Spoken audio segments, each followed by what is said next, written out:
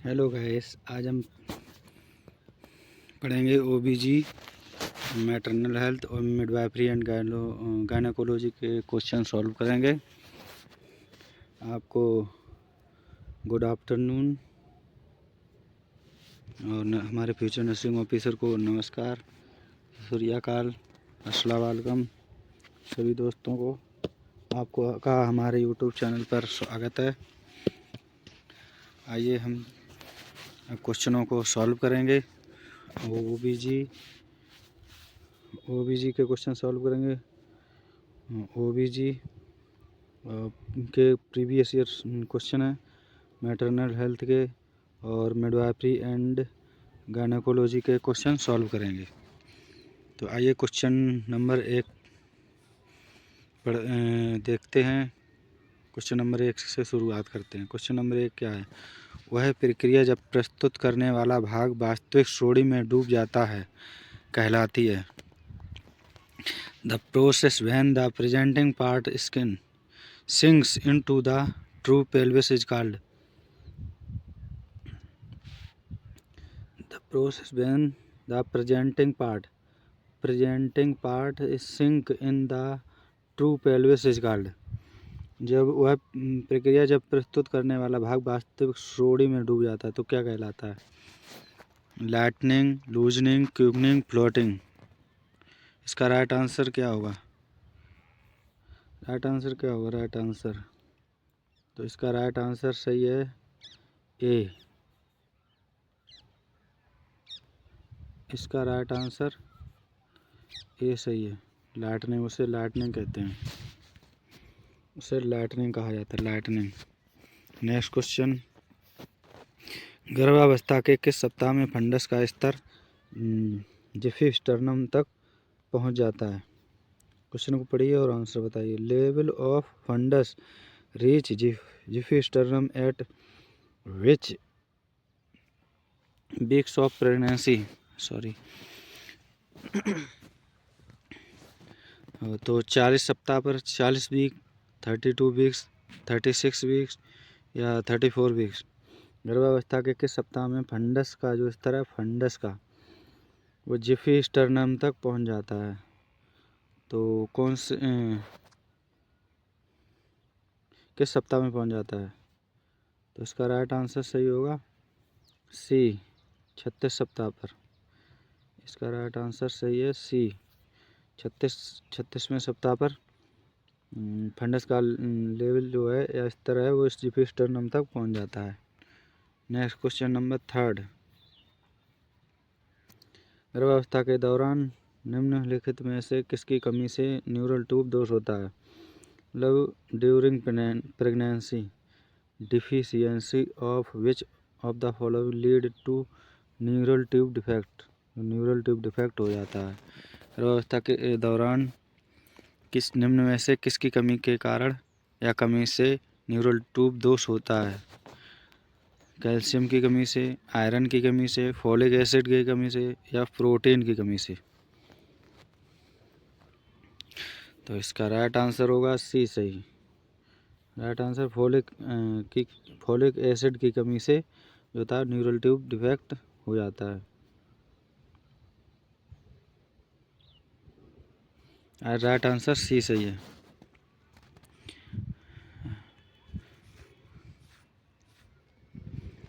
अवधि में गर्भाशय रक्त प्रवाह, अवधि में गर्भाशय रक्त प्रवाह है। The uterine blood flow at term, जब टर्म पर यूटेराइन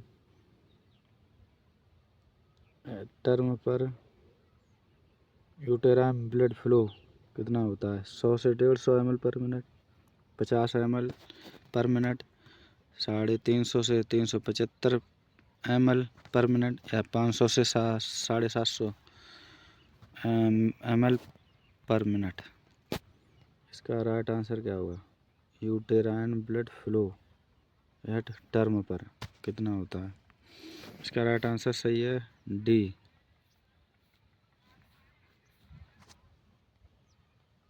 इसका राइट आंसर डी सही है। जब यूटेराइन ब्लड फ्लो होता है टर्म पर तो 500 से 750 ml पर मिनट, यानी 1 मिनट में इतना ब्लड फ्लो होता है। आंसर डी सही है। क्वेश्चन नंबर नेक्स्ट, प्लेसेंटा के माध्यम से भ्रूण का रक्त प्रवाह लगभग होता है। Fetal blood flow through placenta is about कितना होता है? 300 ml per minute, 400 ml per minute, 500 ml per minute, none of the above. इसका राइट आंसर क्या होगा? प्लेसेंटा के माध्यम से भ्रूण का जो रक्त प्रवाह होता है वो कितना होता है? Fetal blood flow through placenta is about, तो इसका राइट आंसर होगा बी सही। इसका राइट आंसर बी सही है, B 400 ml per minute. Placenta के द्वारा भ्रूण का जो रक्त प्रवाह है वो प्लेसेंटा के माध्यम से 400 ml पर मिनट, एक मिनट में 400 ml रक्त प्रवाह लगभग होता है। नेक्स्ट क्वेश्चन नंबर 6, गर्भाशय ग्रीवा के पकने के लिए निम्नलिखित में से कौन सा हार्मोन जिम्मेदार है? गर्भाशय ग्रीवा के पकने के लिए, गर्भाशय ग्रीवा के पकने के लिए गर्भाशय का ग्रीवा जो है उसके पकने के लिए निम्नलिखित में से कौन सा हार्मोन है जो जिम्मेदार है? विच of the following hormone is responsible for the ripening of the cervix? Ripening मतलब पकने का, राइपनिंग ऑफ द सर्विक्स का पकने का, यानी सर्विक्स यानी ग्रीवा, गर्भाशय ग्रीवा के पकने के लिए निम्नलिखित में से कौन सा हार्मोन जिम्मेदार है? तो इसका राइट आंसर सही है एस्ट्रोजन। इसका राइट आंसर ए सही है। इसका राइट आंसर ए सही है, एस्ट्रोजन। जो गर्भाशय ग्रीवा के पकने के लिए वो सब हार्मोन जिम्मेदार है वो एस्ट्रोजन है। राइट आंसर ए सही है। क्वेश्चन नंबर 7, टर्म में ब्लीडिंग का सबसे आम कारण है। टर्म में ब्लीडिंग का सबसे आम कारण क्या है?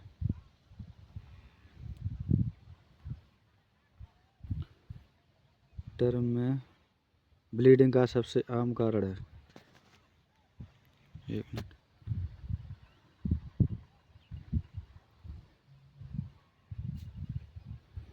The most common cause of bleeding at term.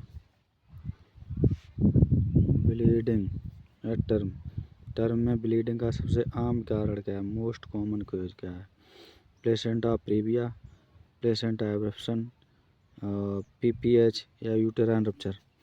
तो इसका राइट आंसर सही होगा A, placenta abruption. Right answer B सही है, प्लेसेंटा एब्रप्शन।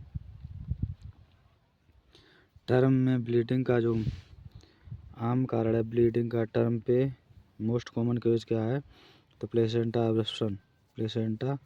एब्रप्शन। आंसर इसका बी सही है।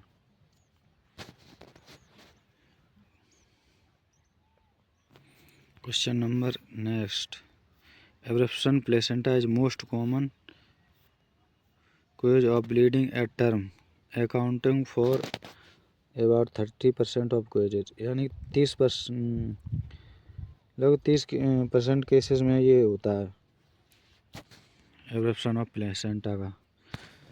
Placenta previa account for about 20% of bleeding during late pregnancy के दौरान ब्लीडिंग होती है लगभग 20% महिलाओं में प्लेसेंटा प्रीविया में।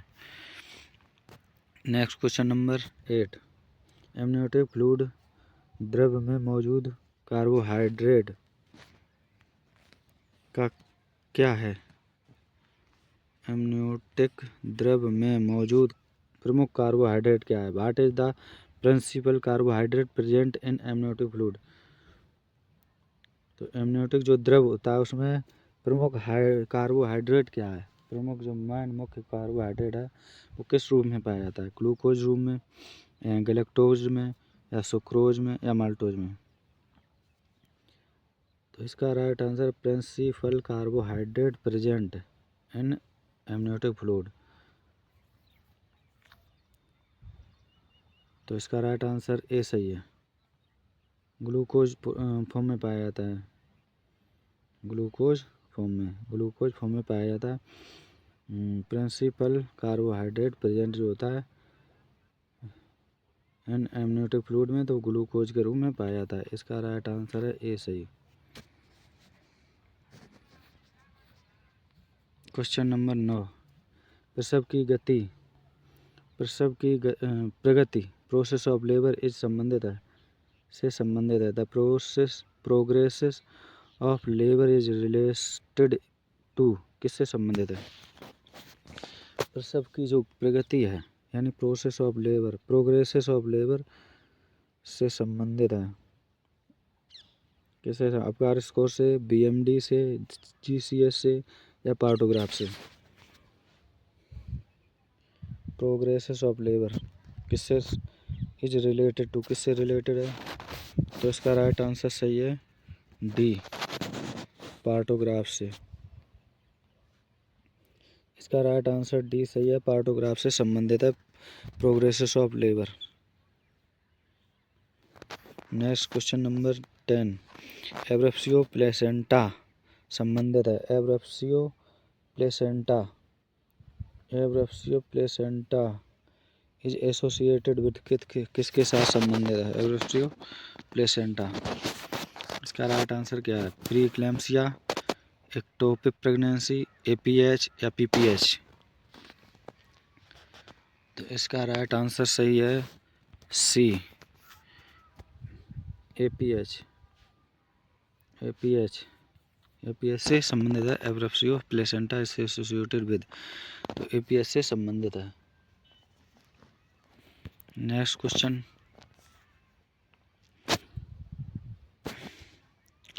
ये सारे क्वेश्चन पिछली परीक्षाओं में आए हुए हैं और हम चैप्टर वाइज आपको पढ़ा रहे हैं, क्वेश्चन करवा रहे हैं। ये OBG के सारे क्वेश्चन हैं, OBG मैटरनल हेल्थ और मिडवाइफरी एंड गायनोकोलॉजी के। तो इसलिए आप सब लोग इन क्वेश्चनों को रट लें, क्वेश्चनों को बार बार रिवीजन करें। जितनी ज़्यादा बार आप रिवीजन करेंगे उतने ही आपको कंफर्म होते चले जाएंगे क्वेश्चन। और ये मोस्ट इम्पोर्टेंट क्वेश्चन है जो कि आने वाली परीक्षा में सभी में पूछे जाने की संभावना रहेगी। इस ANM GNM की परीक्षाओं में, स्टाफ नर्स की परीक्षाओं में, स्टाफ नर्स कोई भी स्टाफ नर्स हो, ऑल स्टेट या सेंट्रल गवर्नमेंट की, ग्रुप 5 की, राजस्थान CHO वगैरह, सभी स्टेटों की, सभी परीक्षाओं में आते हैं ये क्वेश्चन।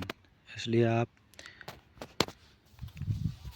अभी तक हमारे चैनल को आपने सब्सक्राइब नहीं किया है तो आप सब्सक्राइब कर लें, चैनल को लाइक कर लें और घंटी वाले बटन को ऑल पे क्लिक कर दें, जिससे कि हमारे वीडियो आप तक पहुंचते रहें और आप ऐसे ही पढ़ते रहें, आपका सिलेक्शन हो जाए।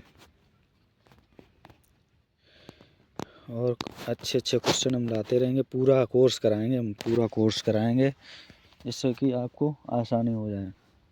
थ्योरी भी कराएंगे साथ में। अब की बार जो कराएंगे पहले थ्योरी कराएंगे, उसके बाद क्वेश्चन कराएंगे। इसलिए आप जल्दी से जल्दी हमारे चैनल को सब्सक्राइब कीजिए, जिससे कि आपको नए वीडियो आप तक पहुंचते रहें।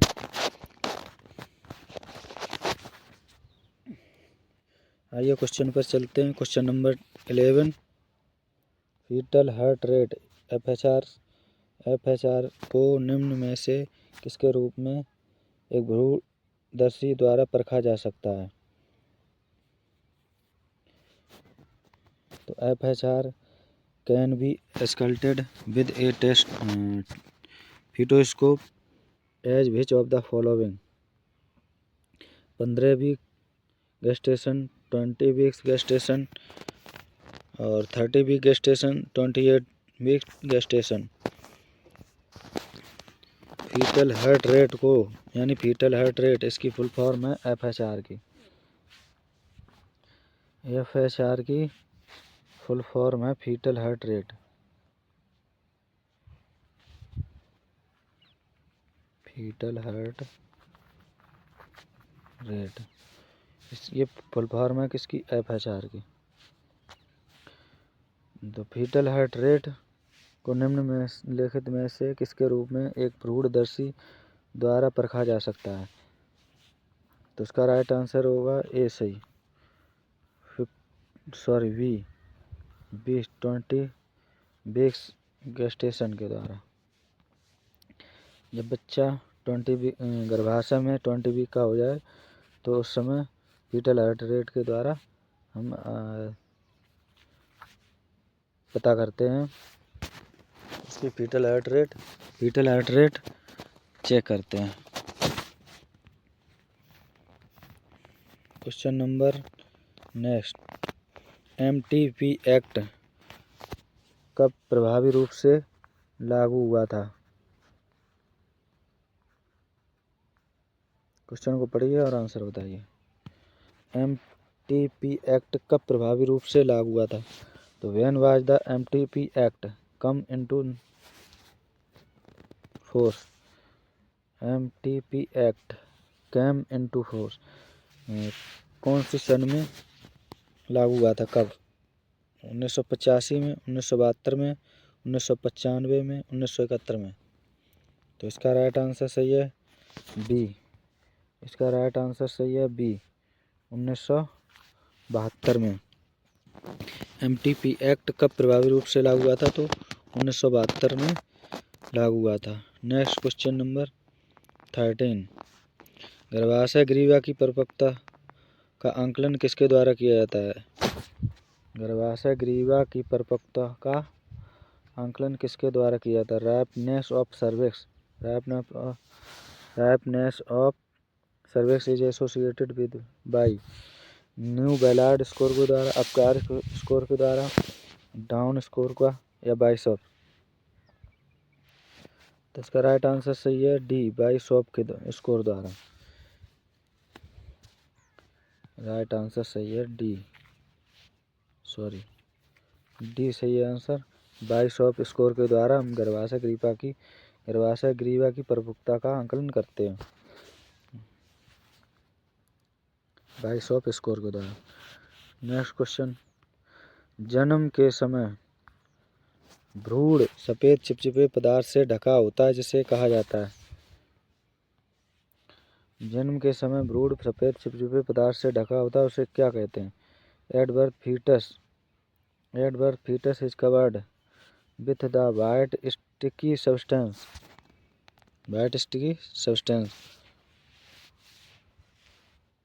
जन्म के समय भ्रूण सफेद चिपचिपे पदार्थ से ढका होता है उससे क्या कहते हैं या कहा जाता है?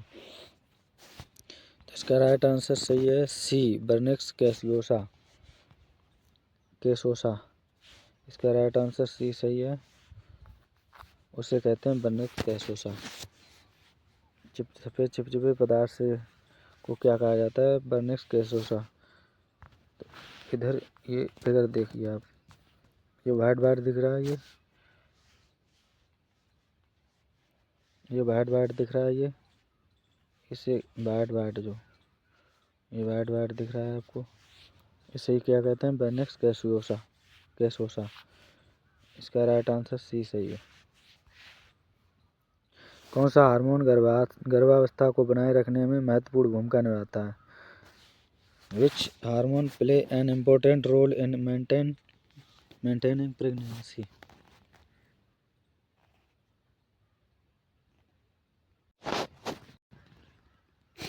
कौन सा हार्मोन्स गर्भावस्था को बनाए रखने में महत्वपूर्ण भूमिका निभाता है? Which hormone play an important role in maintaining pregnancy? Oxytocin, estrogen, progesterone या प्रोलैक्टिन। कौन सा हार्मोन जो है गर्भावस्था को बनाए रखने में महत्वपूर्ण भूमिका निभाता है? तो इसका राइट आंसर है सी सही। इसका राइट आंसर सी सही है, प्रोजेस्टेरॉन।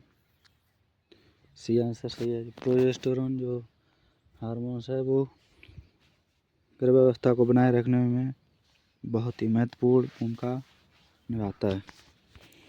नेक्स्ट क्वेश्चन, प्रसव के दौरान योनि के आउटलेट को बड़ा करने के लिए पेरिनोम में एक चीरा लगाया जाता है।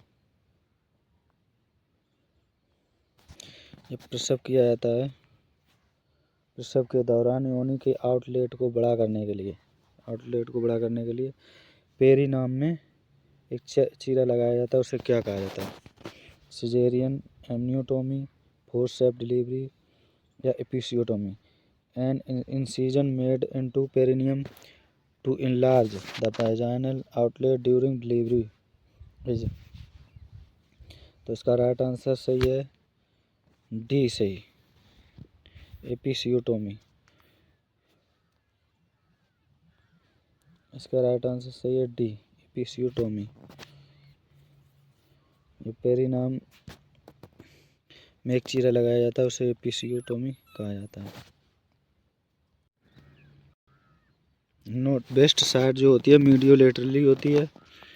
नेक्स्ट क्वेश्चन, बच्चे के जन्म के बाद की अवधि